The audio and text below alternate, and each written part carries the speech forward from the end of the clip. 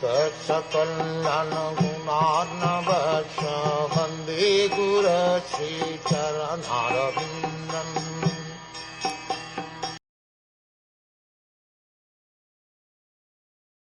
Those who vow to worship Lord Shiva are so foolish that they imitate him by keeping long hair on their heads. When initiated into worship of Lord Shiva, they prefer to live on wine, flesh, and other such things. Indulging in wine and meat, keeping long hair on one's head, not bathing daily, and smoking ganja are some of the habits which are accepted by foolish creatures who do not have regulated lives. By such behavior, one becomes devoid of transcendental knowledge. In the initiation into the Shiva mantra, there are mudrikashtaka, in which it is sometimes recommended that one make his sitting place on the vagina and thus desire nirvana, or dissolution of existence.